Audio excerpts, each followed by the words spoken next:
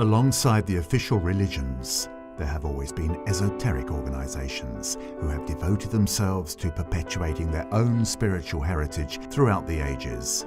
One such organization is the Order of the Rosacruz, whose existence was made public in the 17th century, but whose origins are more ancient.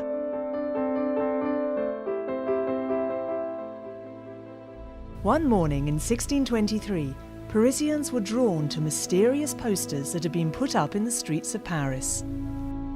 We, the deputies of the higher college of the Rosacruz, do make our stay visibly and invisibly in this town by the grace of the Most High, towards whom turn the hearts of the just. We demonstrate and teach without books or distinctions the ability to speak all manners of tongues of the countries where we choose to be, so as to draw our fellow creatures from the error of death. He who takes it upon himself to see us merely out of curiosity will never make contact with us. But if his inclination seriously impels him to register with our fellowship, we who are judges of thoughts shall let him see the truth of our promises, to the extent that we shall not make known the place of our meeting in this city, for the thoughts attached to the real desire of the seeker will lead us to him and him to us. These posters spoke therefore of mysterious fraternity, a secret society, that of the Rosacruz. This was not the first time this fraternity had drawn attention to itself. Several years previously, it had published 3 manifestos now famous in the world of esotericism: the Fama Fraternitatis, the Confessio Fraternitatis, and the Chemical Wedding of Christian Rosencruz. We know today that these 3 manifestos were drawn up by a college of the Rosacruz, the Tübingen Circle.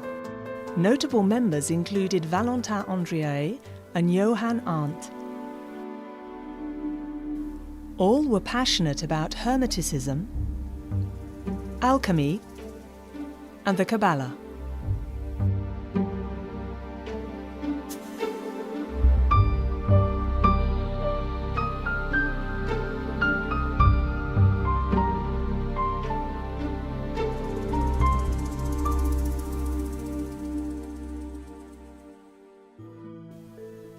The Fama Fraternitatis, published in 1614, addressed political and religious leaders as well as scientists of the time.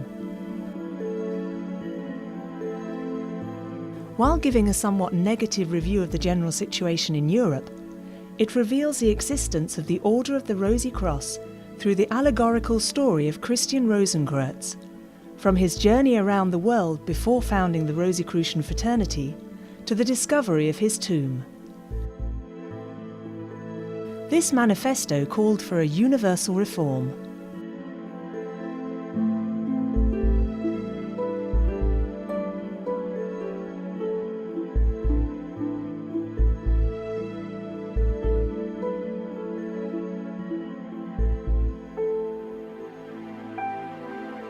The Confessio Fraternitatis was published in 1615.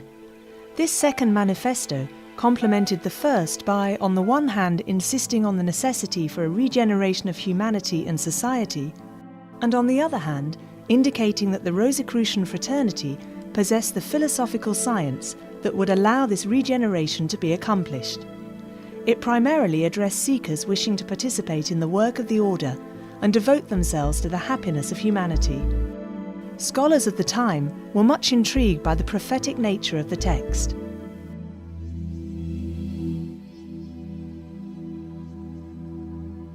Using a style quite different from that used in the first 2 manifestos, the Chemical Wedding of Christian Rosencruz, published in 1616, told of an initiatory journey that represented the quest for illumination. This 7-day journey took place for the most part in a mysterious castle where the wedding of a king and a queen was to be held.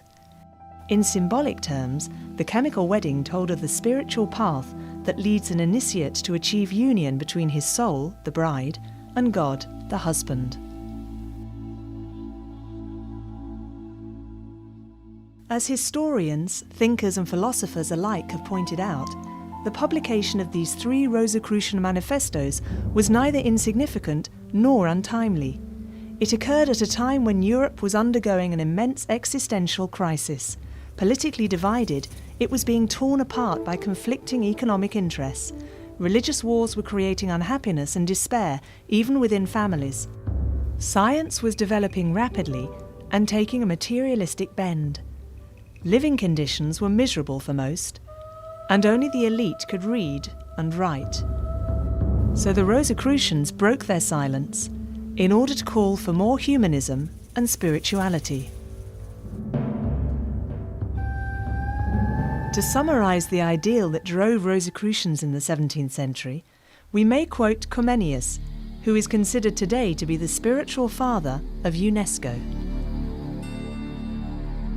We want all human beings, together or separately, young or old, rich or poor, nobility or commoners, men or women, to be able to receive a complete education and become accomplished people. We want them to receive perfect teaching and be trained not only in one or another subject, but also in what allows humans to completely realize their essence, to learn to know the truth, to not be misled by pretenses, to love good and not be tempted by evil, to do what they have to do and distance themselves from what they should avoid, to talk wisely about everything with everyone, and finally to always treat things, humans and God, with care and not rashly, and to never stray from their goal of happiness.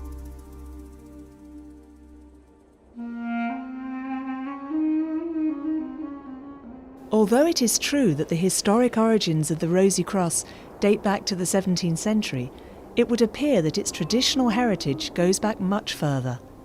Some esoteric historians date it back to ancient Egypt, to the time of Amenhotep IV, better known under the name Akhenaten, who was the first to establish monotheism in Egypt. The majority of Egyptologists agree that mystery schools existed during this era. These were schools where one studied the mysteries of the universe, of nature, and of humankind itself. Such study gave rise to gnosis, a secret knowledge that was perpetuated over the centuries. From Egypt, ancient wisdom is said to have spread to ancient Greece via the Pythagoreans, then to ancient Rome by the Neoplatonists. The alchemists of the Middle Ages inherited it and finally passed it on to the Rosicrucians in the 17th century. Indeed, in one of his books, Michael Mayer, who was a member of the Rosicrucian fraternity at the time, wrote, "Our origins are Egyptian, Brahmanic, derived from the mysteries of Eleusis and Samothrace, the Magi of Persia, the Pythagoreans and the Arabs."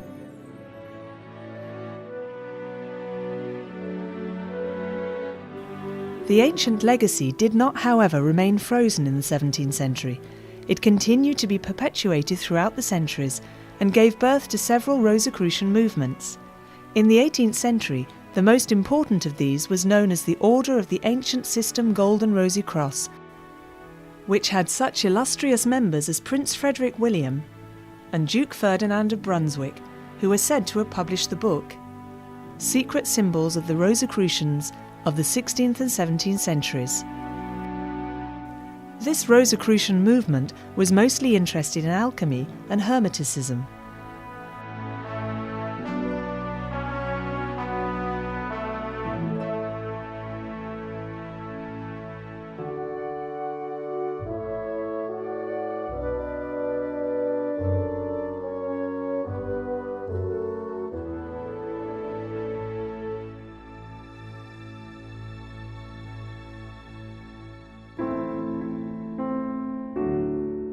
In the 19th century, it was the Kabbalistic Order of the Rosy Cross, founded by Stanislas de Gaeta and Josephin Péladan, which attracted the most public attention. It was known particularly through the art exhibitions it organised in Paris. Famous symbolist painters such as Ferdinand Knopf, Émile Bernard, a friend of Toulouse-Lautrec and Gauguin, Georges Lefebvre, Jean Delville, Charles Féligier and Eugène Grasset presented their works at these shows. In the words of Péladan, the aim of this Rosicrucian order was to restore in all its splendour the cult of the ideal with tradition as its basis and beauty as its means. It is worth mentioning that the musician Eric Satie was a member of this order, and that he composed the Sonnerie de la Rose-Croix during this period. Since the beginning of the 20th century, the ancient mystical order Rosacruz has been the largest of Rosicrucian movements. It is open to men and women of all nationalities, all religions, and all social classes, and is present the world over, carrying out its work in several jurisdictions, divided by language, and known as Grand Lodges. AMORC is therefore both an international and cosmopolitan fraternity. It should be noted that it is recognised as being of public interest in several countries, thanks to its contribution to culture and peace among peoples.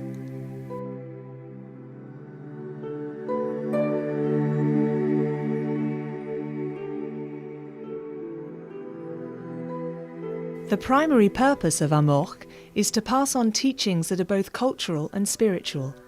This is presented in written form over 12 degrees. In conjunction with this, members may, if they wish, meet in lodges to carry out group works founded on the oral tradition of the order, as was done in centuries past.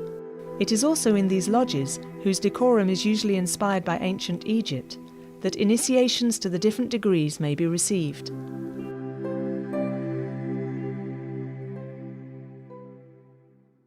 What do the Rosicrucian teachings address?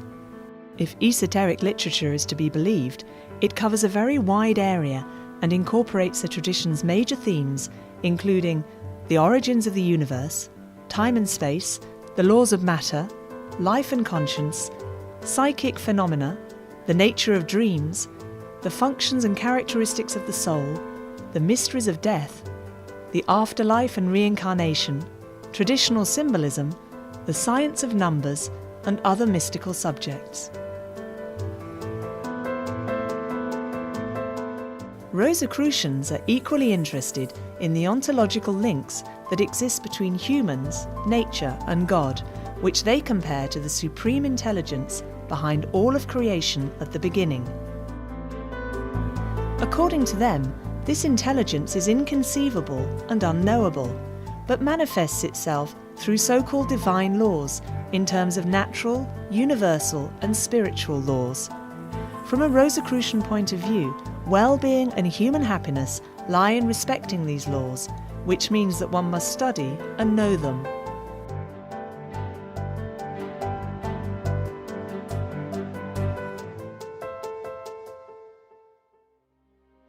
Parallel to its own teachings, the Rosicrucian order advocates a philosophy founded upon spiritual alchemy. This does not consist of transforming base metals into gold, as alchemists of old used to do, but transmuting the faults of human nature into their opposite qualities, pride into humility, selfishness into generosity, intolerance into kindness, etc. By applying this principle, Rosicrucians work towards self-improvement and strive to become better in their behaviour. Hence the traditional symbolism of the Knight of the Rosy Cross. In general, they believe that if there is evil on earth, it is because humans delight in their weaknesses and do not sufficiently aspire to good.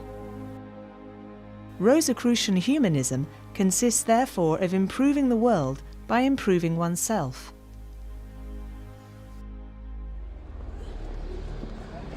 AMORC, preoccupied by events in the world and anxious to contribute to its development, published in March 2001 a fourth Rosicrucian manifesto, the Positio Fraternitatis Rosae Crucis.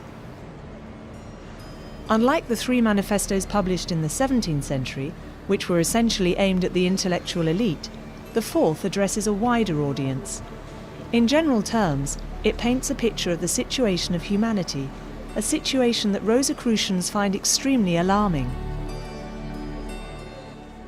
Indeed, they believe the world has become too individualistic and materialistic, which explains the many crises now faced by it.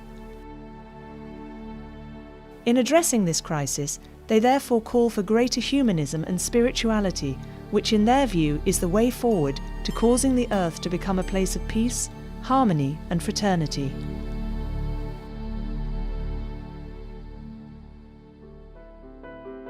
We would also point out that AMORC sponsors a university known as the Rose-Croix University International.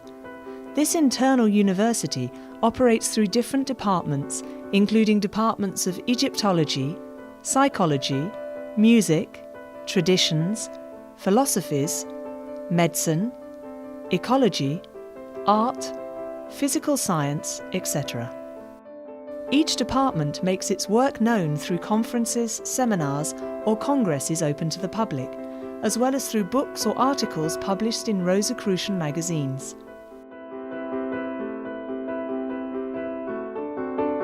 The main aim of the RCUI is to promote a spiritual culture and establish a bridge between mysticism and science, in the light of the past and with the prospect of a future open to knowledge.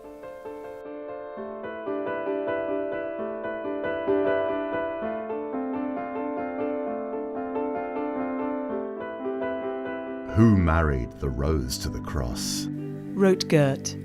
Nobody knows. Since ancient times, the cross has been used for different purposes in many cultures and traditions. The rose, however, has always been the universal symbol of beauty, purity, and love. For Rosicrucians, the two symbols combined have a very specific meaning. The cross symbolises the physical human body, and the rose in its centre, its evolving soul. The rosy cross is therefore not a religious symbol. It represents the duality of the human being and the fact that it evolves from one life to another towards perfection until it reaches the state of wisdom. According to Rosicrucian tradition, whosoever attains this state is no longer obliged to reincarnate. Once it is fully developed, the rose of its soul no longer needs the cross in order to perfect itself. From then on, it will live in full consciousness in the divine immensity. This is perhaps where the meaning of this mysterious formula lies. Ad rosam per crucium, ad crucium per rosam.